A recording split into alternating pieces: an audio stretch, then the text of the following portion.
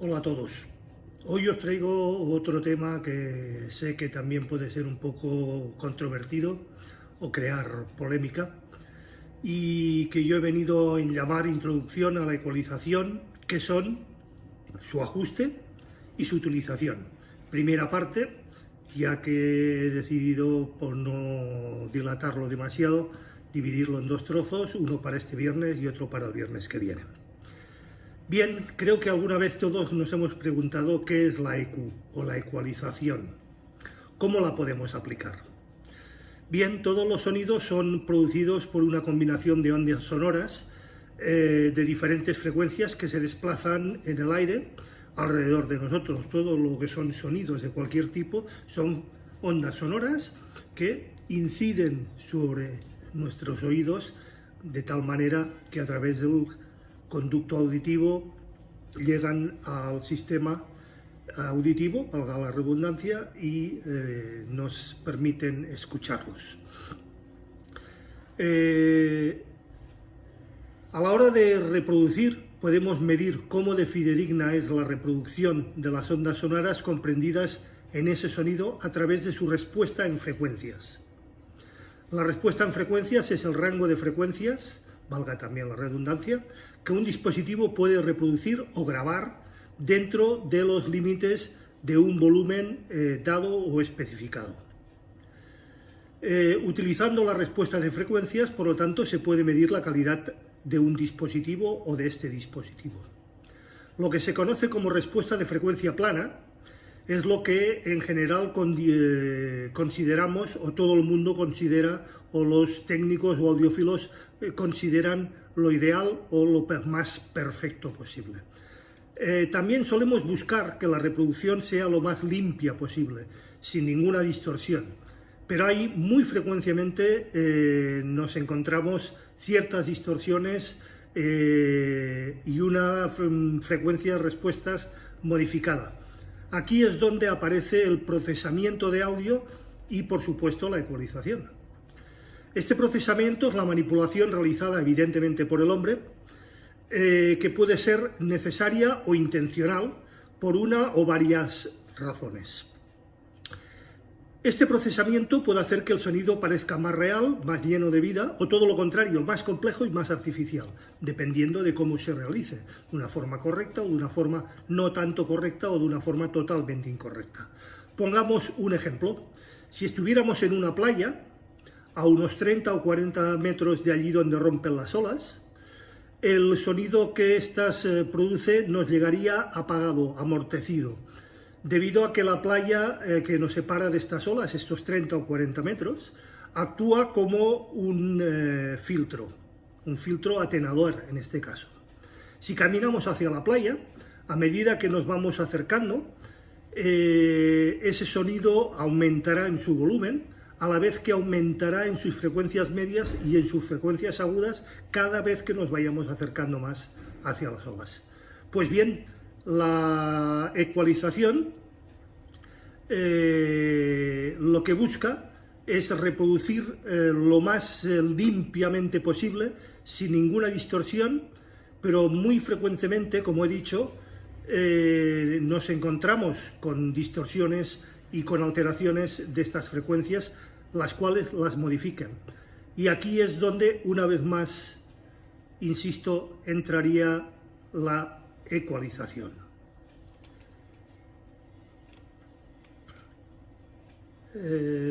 Bien,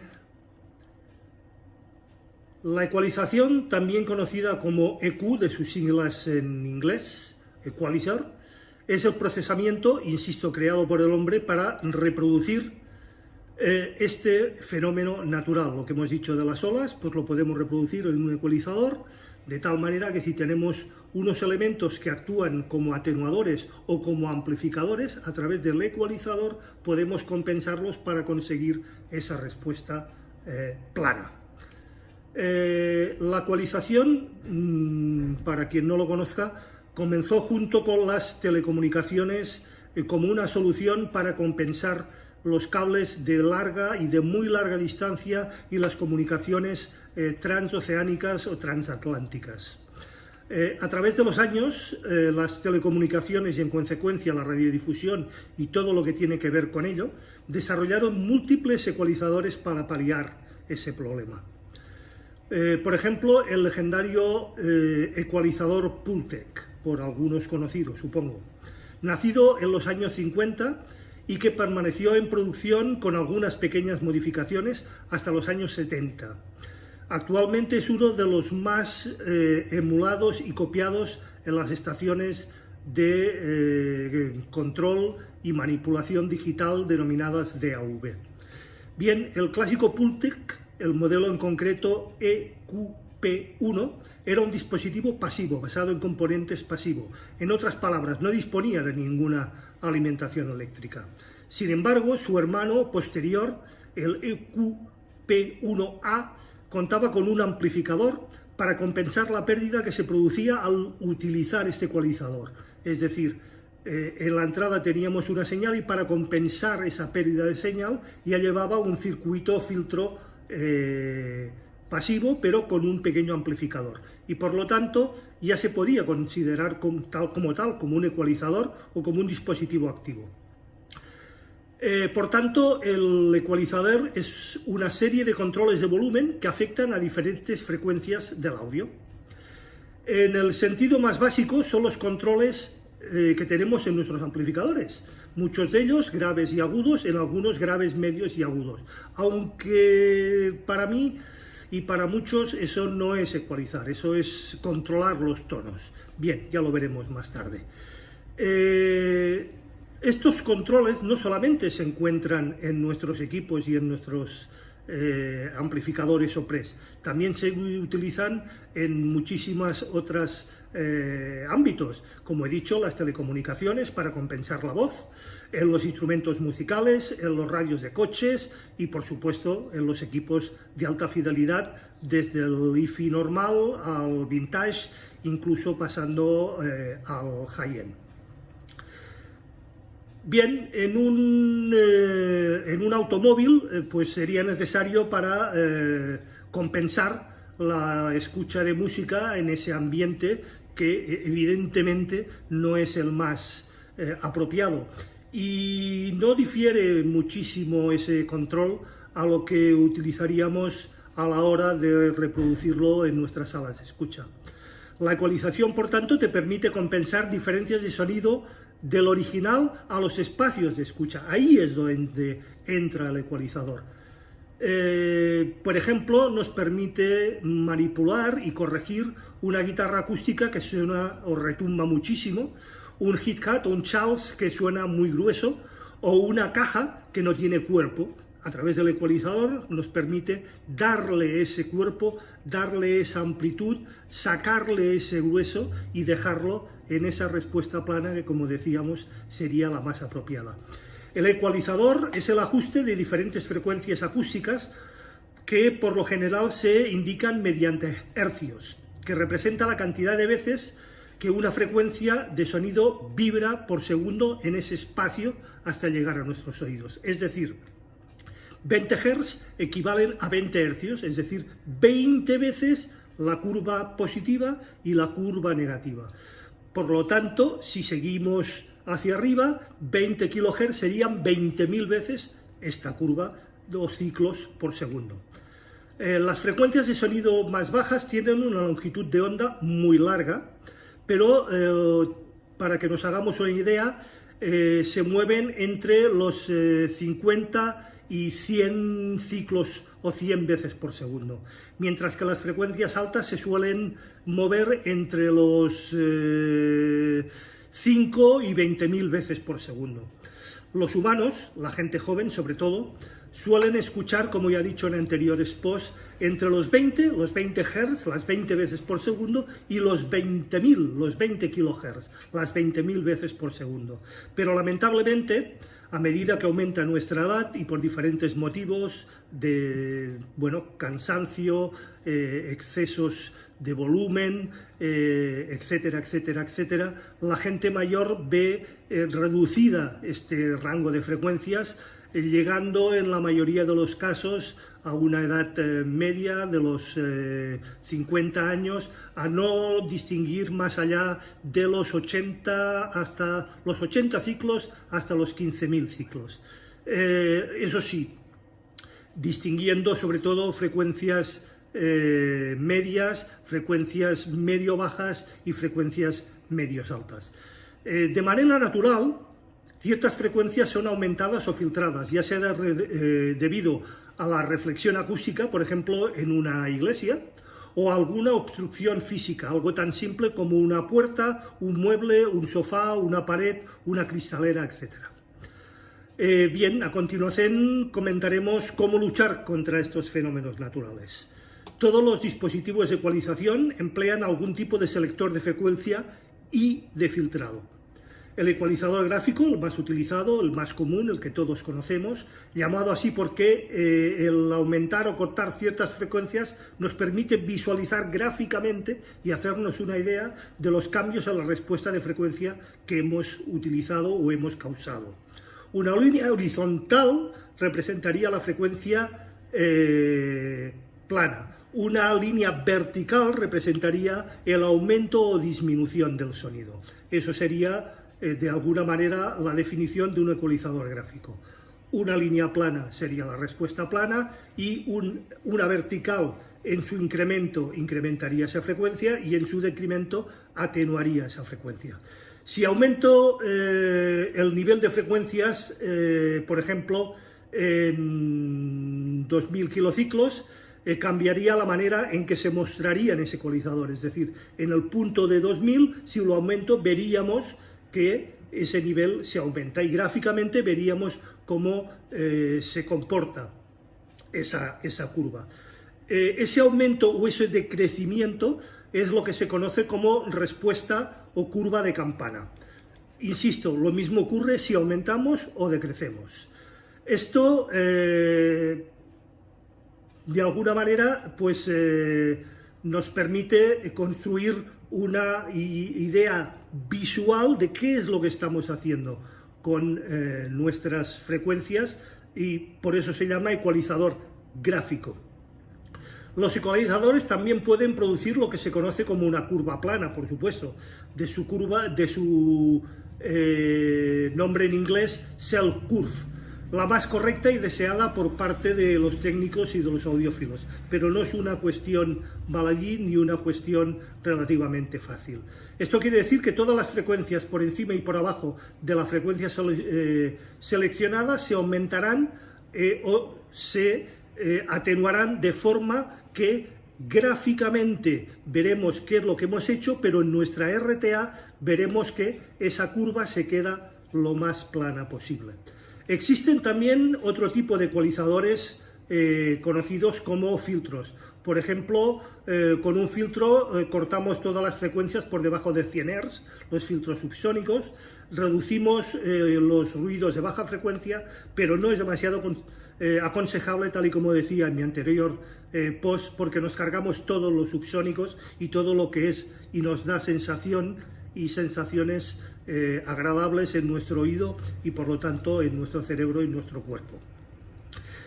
Una clara aplicación de la ecualización sería en el pop de un micrófono. Podemos ir a buscar la frecuencia de ese pop y atenuarla para que no se produzca. Para hacer esto sería sencillamente pues, buscar en el ecualizador, seleccionar esa frecuencia y moverla hasta que conseguiríamos que ese pop se redujera. La mayoría de los ecualizadores gráficos permiten localizar una frecuencia normalmente por cada tercio de octava, es decir, entre 2, 3, 4 notas entre cada uno de estos controles dentro de la escala cromática. Gracias a esta información podemos identificar y precisar la frecuencia o tono musical que queremos ajustar. El hacer ajustes dramáticos en un ecualizador gráfico no va a traer buenas consecuencias, todo lo contrario, nos va a crear tonos desagradables, sensaciones desagradables, por no decir que podemos llegar a destrozar la música y el sonido final. Lo que podemos aprender es que mejor utilizar el ecualizador de forma muy sutil, de forma muy moderada, perdón, ya que potenciar o cortar frecuencias en exceso tiende a hacer que las ondas se distorsionen y lleguen a sonar de una forma muy poco natural.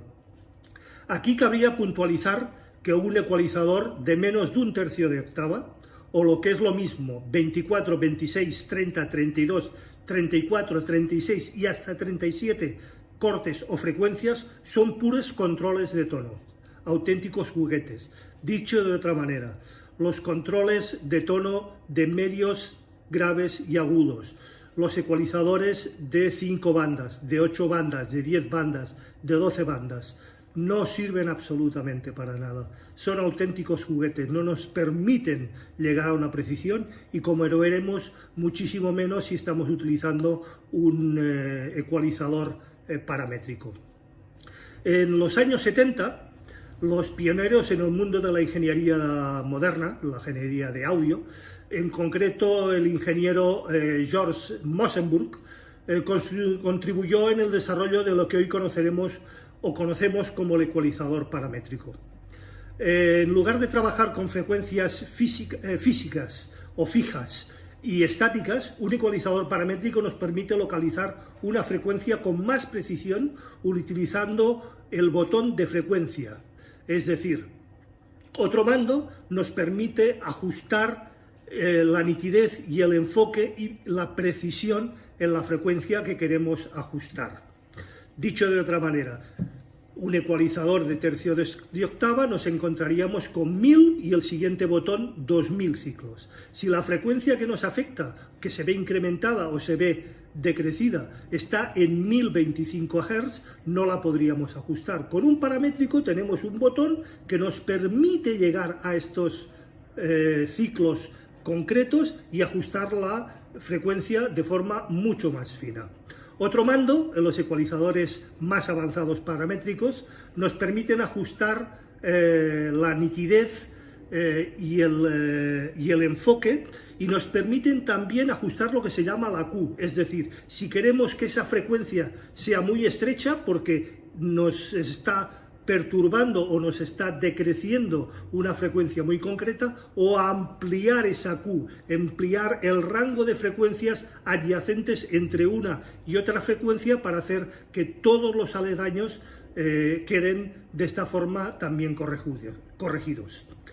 Un ajuste muy bajo, representado gráficamente como un lazo amplio, o un ajuste muy alto, de tal manera que este lazo, esta campana que decía, se vea mucho más reducido.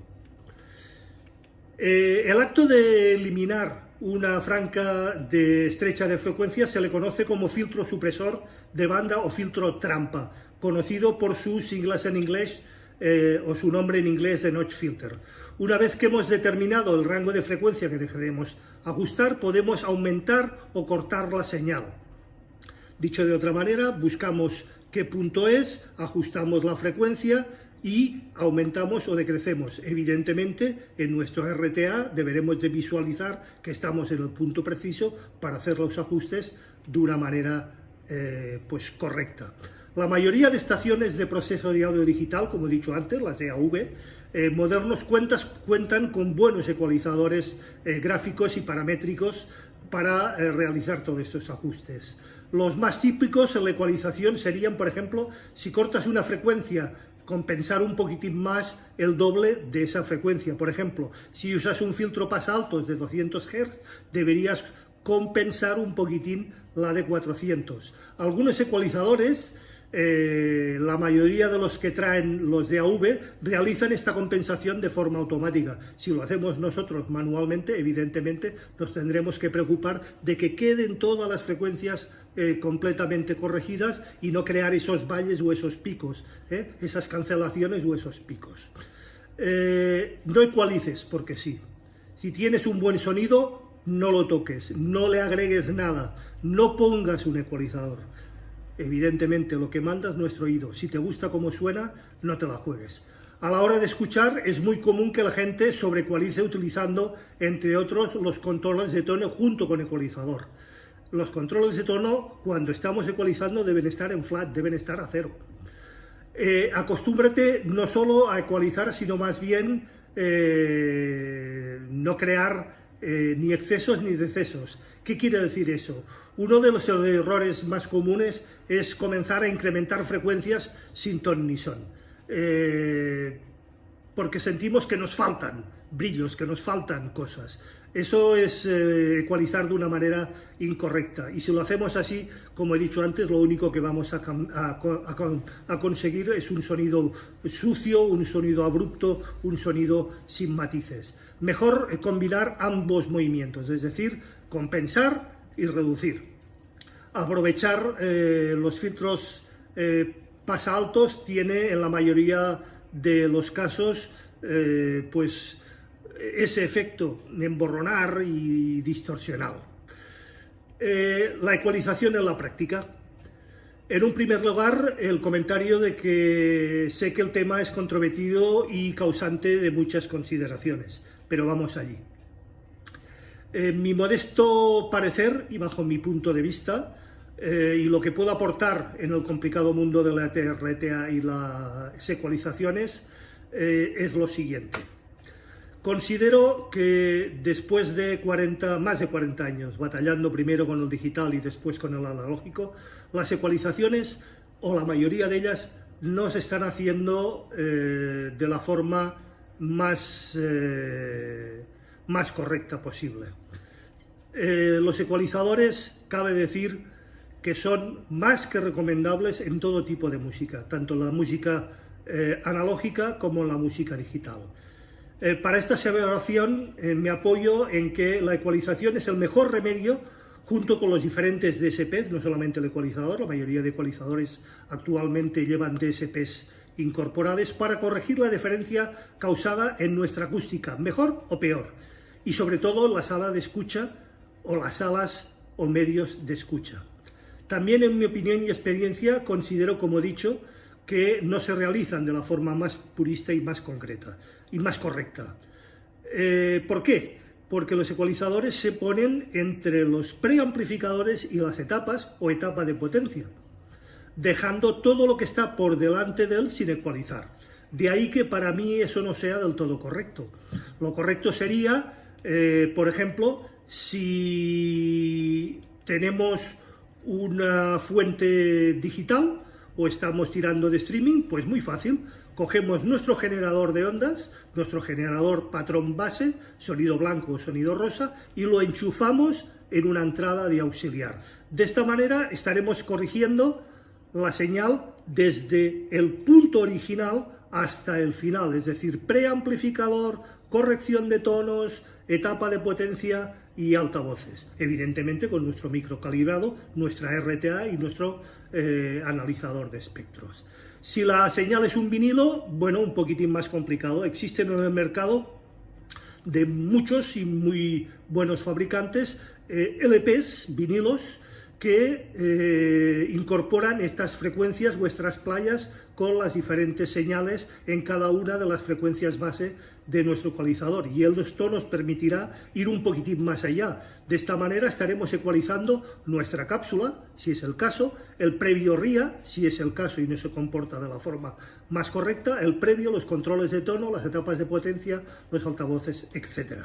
Lo mismo ocurriría si queremos escuchar música desde nuestro reel to reel o desde nuestro cassette. También existen cintas patrón con esas playas, con esas tracks para cada una de las frecuencias base. De esta manera, y como he dicho, si todos y cada uno de los ajustes de nuestros elementos, tanto el reel to reel como el cassette como el plato, es decir, el brazo, el cabezal del rec o del cassette, los azimuths, las vías, los nanobevers y toda esa parafernalia la tenemos perfectamente ajustada, el azimuth de la cápsula, el tracking de la cápsula, tendremos toda nuestra cadena ajustada al 100%, cosa que si lo que hacemos es poner el ecualizador antes de las etapas, pero después de todo esto, todos los defectos, todas las imperfecciones que pueda haber, no las vamos a corregir. Esta es, en mi humilde opinión, el crash horror que se genera. Bien, tras realizar manualmente, si se trata de un ecualizador gráfico y mejor aún, un ecualizador paramétrico, con la lectura correspondiente de nuestro micrófono calibrado y de nuestro analizador de espectros, la RTA, podremos corregir y dejar la respuesta lo más plana posible, viéndola reproducida gráficamente en nuestro ecualizador. Si se trata de un autoecualizador o una unidad computerizada, pues muchísimo más fácil. Lo dejamos todos en manos de nuestro ecualizador, de nuestra unidad computerizada, autoecualizador o computerizada, y él se encargará absolutamente de todo. Eso sí, acordaros de, si podemos y tiene esa función, no aplicar el tono de base o el tono de frecuencias de referencia directamente desde nuestro ecualizador, siempre desde una entrada de auxiliar. Y si lo hacemos bien, pues tendremos un grato resultado. Eso sí, que no se traten de juguetes, como he dicho antes, como lo que algún gurú o algún entendido en la materia dice que es un ecualizador. Insisto, si no tiene como mínimo 24, 26 cortes, no es un ecualizador, es un control multitono. Tras realizar nuestra faena, también recomiendo de forma más que puntual y con mucho hincapié que se inserte un sellado en nuestro ecualizador, que se deje absolutamente bloqueado para que nadie nos lo toque. Si permite nuestro ecualizador diferentes curvas y diferentes presets, grabamos una para nuestro plato, grabamos otra para nuestro reel to reel, grabamos otra para nuestro cassette, grabamos otra para nuestras fuentes digitales, y así tendremos la corrección plana para cada una de estas entradas y tendremos de esta manera nuestras diferentes fuentes perfectamente ecualizadas. Pero ¿qué ocurre? Alguno dirá, bueno, y si resulta que yo quiero ajustar una pieza o un LP que suena pues más alto o más bajo, o me gusta más o me gusta menos, pues muy fácil, señores. Para eso tenemos los controles de tonos en nuestros preamplificadores. Algunos con 2, algunos con 3, algunos con 5, pues ahí ajustaremos ese LP o esa pieza a nuestro gusto. Y finalmente, no entiendo esa gente que dice tener 2 o más ecualizadores. ¿Para qué los deben usar? ¿Para destrozar la música y luego decir que los equipos u oídos no están a la altura? ¿Para decir que los ecualizadores no sirven para nada? Recapacitemos, por favor. Espero haber aportado con esto algo de claridad en todo este embrollo y, por supuesto, espero vuestros comentarios, vuestras consideraciones, vuestras preguntas y vuestras aportaciones en las cajas de comentarios. Siempre con mis más sinceros y modestos deseos de ser útil y en base a mis conocimientos. Como digo, 47 años o más de 47 años batallando con el analógico y después con el digital y con todos estos elementos. Ecualizadores gráficos, paramétricos, semigráficos, semiparamétricos, con control de Q, sin control de Q y por supuesto, pedir disculpas si en algo no estoy en línea o de acuerdo con vuestras consideraciones. También me gustaría que las plasmaseis en las cajas de comentario. Por supuesto, también como siempre, si os ha gustado, le dais al like. Os acordáis de compartir con vuestro entorno y con los más allegados. Si no lo estáis, os suscribís y acordaros de darle a la campanilla gris para que os avise de nuevos posts, normalmente, como viene siendo costumbre, los viernes a las 8 de la tarde. Muchísimas gracias por todo y nos vemos el próximo viernes a las 8, estrenamos.